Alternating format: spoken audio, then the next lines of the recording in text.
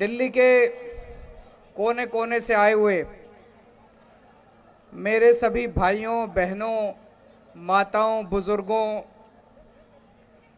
आप सबको मेरा नमस्कार, सबको मेरा प्रणाम। पूरे दिल्ली से आज इतनी बड़ी संख्या में यहाँ पे जंतर मंतर पे विरोध प्रदर्शन करने के लिए आप लोग इकट्ठे हुए हैं। लोगों में गुस्सा है, लोग दुखी हैं। किस बात से दुखी हैं? केंद्र की भाजपा सरकार ने संसद में अभी 3 दिन पहले एक कानून लेके आए हैं। उस कानून में लिखा है, एक बात तो लिखी है कि अब से दिल्ली सरकार का मतलब होगा एलजी। उस कानून में लिखा है कि अब से दिल्ली सरकार का मतलब होगा एलजी। तो भाई साहब फिर हमारा क्या मतलब होगा? फिर जनता का क्या मतलब होगा? फिर आपका क्या मतलब होगा? फिर देश की जनता का क्या मतलब होगा? अगर दिल्ली सरकार का मतलब एलजी होगा तो दिल्ली की जनता कहां जाएगी? दिल्ली की जनता की चलेगी नहीं चलेगी? मुख्यमंत्री कहां जाएगा? फिर चुनाव क्यों कराए थे? फिर चुनाव क्यों कराए थे? जनता लाइन में क्यों लगी थी? जनता ने वोट क्यों दिया था? जनता के वोट का कोई मतलब नहीं बचा, जनता के चुनाव का कोई मतलब नहीं बचा, जनता की सरकार का कोई मतलब नहीं बचा। जनता ने 70 में से 62 सीट दी, उसका कोई मतलब नहीं बचा। अगर दिल्ली सरकार का मतलब एलजी होगा तो फिर तो जनता के साथ तो धोखा हो गया भाई साहब, ये तो गलत हो गया। दूसरा, इस कानून में लिखा है कि अब सारी फाइलें दिल्ली सरकार की सारी फाइलें एलजी के पास जाया करेंगे। भाई साहब, जब हमारी सरकार बनी थी सारी फाइलें एलजी के पास जाया करती थी। 2018 में सुप्रीम कोर्ट ने आदेश दिया कि भाई दिल्ली में चुनी हुई सरकार है, चुनी हुई सरकार के पास पावर होनी चाहिए, देश जनतंत्र है। सुप्रीम कोर्ट ने बोला कि भारत जनतंत्र है, जनतंत्र में जनता मालिक होती है, जनता का शासन होता है, जनता जिस सरकार को चुनती है सारी शक्तियां उसके पास होनी चाहिए, सुप्रीम कोर्ट ने बोला। सुप्रीम कोर्ट ने कहा कि कोई भी फाइल एलजी के पास अब नहीं जाया करेगी। ये मैं नहीं कह रहा भाई साहब, ऑर्डर में लिखा हुआ है, सुप्रीम कोर्ट में लिखा है, ऑर्डर में लिखा है कोई फाइल एलजी के पास नहीं जाया करेगी। अब इन्होंने कानून में लिख दिया सारी फाइलें एलजी के पास जाया करेगी। तो भाई साहब, ये जनता को नहीं मानते, ये सुप्रीम कोर्ट को नहीं मानते, ये जनतंत्र को नहीं मानते, ये संविधान को नहीं मानते। ये तो गलत बात है। गलत बात है नहीं है? ये तो धोखा हो गया अपने साथ। 2015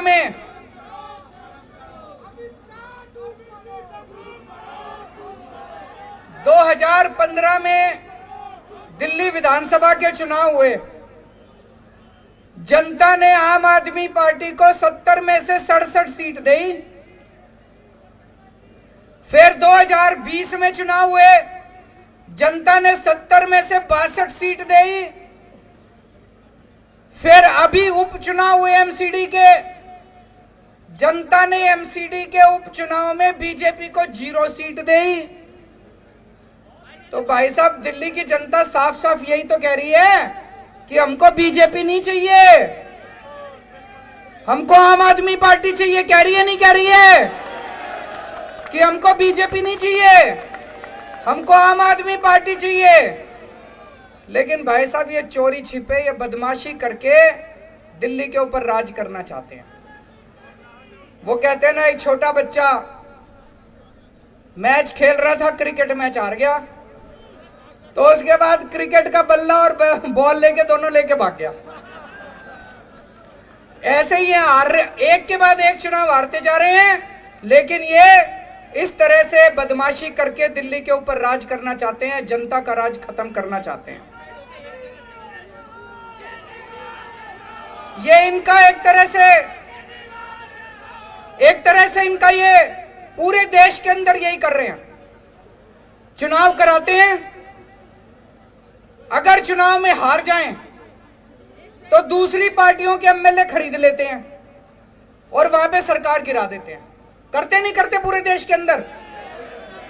दिल्ली के अंदर आम आदमी पार्टी के ये जितने एमएलए बैठे हैं खरीदे नहीं जा रहे, ये बिक नहीं रहे।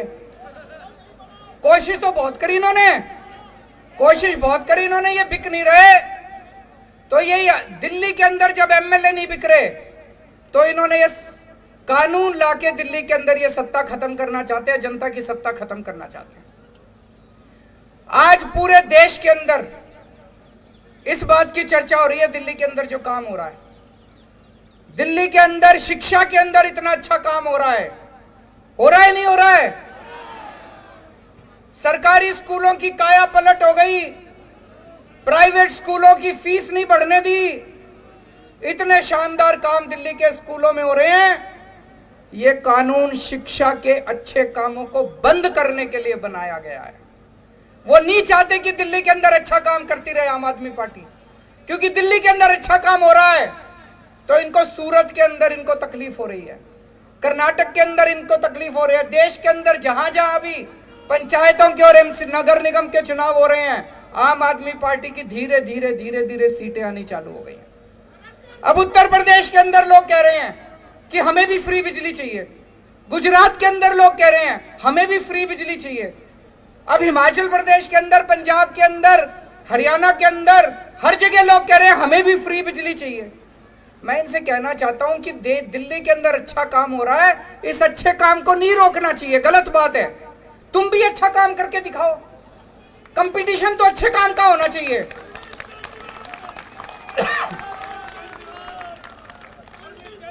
अब तुम गुजरात में बिजली फ्री कर दो, देखो हमारी एक भी सीट नहीं आएगी सूरत में, काम तो तुम करोगे नहीं, और दिल्ली में जो अच्छे काम हो रहे हैं उसको भी रोकोगे।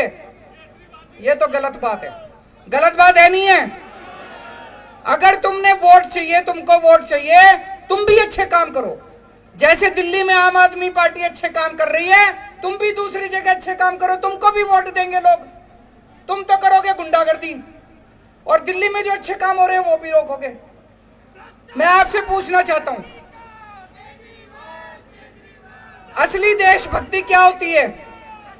असली देशभक्ति है कि अगर देश के किसी भी कोने में कोई अच्छा काम कर रहा हो, चाहे कोई कर रहा हो, चाहे पक्ष कर रहा हो, विपक्ष कर रहा हो, कोई अच्छा काम कर रहा हो, अगर मैं सच्चा देशभक्त हूं तो मैं उसका साथ दूंगा नहीं दूंगा। और अगर मैं गद्दार हूं तो उसका काम रोकूंगा मैं। अगर मैं भारत का दुश्मन हूं तो उसका काम रोकूंगा मैं, अच्छे काम को रोकूंगा मैं। ये दिल्ली के अंदर जो अच्छे काम को रोकना चाह रहे हैं ये ठीक नहीं कर रहे, ये देश के साथ सही नहीं कर रहे, देश के साथ, भारत के साथ सही नहीं कर रहे। तो मैं आज दिल्ली की जनता की तरफ से, भारत की जनता की तरफ से केंद्र सरकार को अपील करना चाहता हूं कि आज इतने लोग यहां इकट्ठे हुए हैं, ये तो फिर भी थोड़े ही आए हैं। इससे ये मत आकिए दिल्ली के एक एक आदमी के दिल में, मैं देख रहा था 3-4 दिन से ये टीवी चैनल वाले सारे सर्वे चला रहे हैं, 90% लोग दिल्ली के कह रहे हैं गलत कर रही है केंद्र सरकार। सर्वे में भी आ रहा है। मैंने देखा कुछ पत्रकार सड़क के ऊपर अपना कैमरा लेके घूम रहे थे, सबसे पूछ रहे थे हाँ भाई दिल्ली सरकार किसको चलानी चाहिए, केजरीवाल को चलानी चाहिए कि केंद्र सरकार को? 90% लोग कह रहे थे कि केजरीवाल को चलानी चाहिए, हमने उसको चुना। तो मैं केंद्र सरकार को अपील करना चाहता हूं कि अभी भी इस कानून को वापस ले लो। अभी ये कानून वापस नहीं हुआ, इस कानून को वापस ले लो। जनता की ताकत को मत छीनो, जनता के साथ धोखा मत करो। 1947 में आजाद हुआ था देश, 75 साल हो गए। आज देश अपनी आजादी के 75 साल मना रहा है। इस 75 साल में तुम यही करोगे? इस 75 साल में यही तोहफा दोगे देश को? भगत सिंह फांसी पे क्यों चढ़ा थे?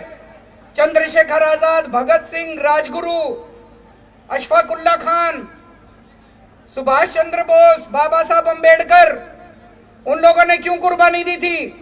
उन लोगों ने कुर्बानी दी थी, अंग्रेज जाएंगे, भारत में जनतंत्र होगा, जनता सरकार चुनेगी, वो सरकार जनता के लिए काम करेगी। उन्होंने ये थोड़ी सोचा था आजादी के 75 साल के बाद एक ऐसी सरकार आएगी कि जनता के सारे अधिकार छीन लेगी। तो मैं केंद्र सरकार से अपील करना चाहता हूं कि आजादी के 75 साल के अंदर इस किस्म के काली हरकत मत करो, इस किस्म की गंदी हरकत मत करो, देश के साथ इस किस्म का धोखा मत करो। और मैं दिल्ली की जनता को भरोसा देना चाहता हूं, चिंता मत करना, ये जो मर्जी हमारी शक्तियां छीन ले, ये जो मर्जी कर ले।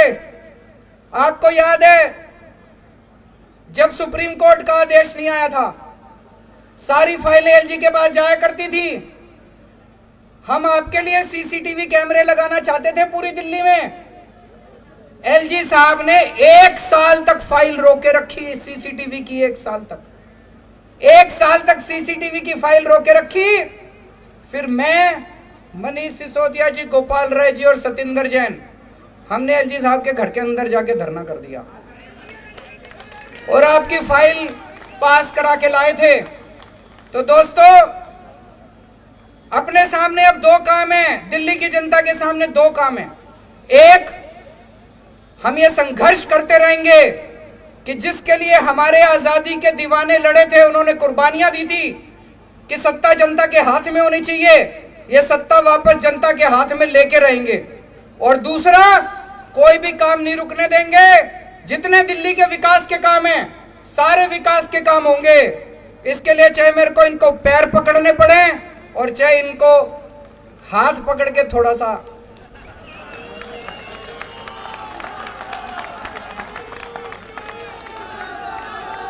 काम नहीं रुकने दूंगा। आपके सारे काम होंगे, दिल्ली की जनता के लिए कुछ भी करेंगे, चाहे पैर पकड़ने पड़े, गिड़गिड़ाना पड़े, चाहे कुछ भी करना पड़े, सब करेंगे।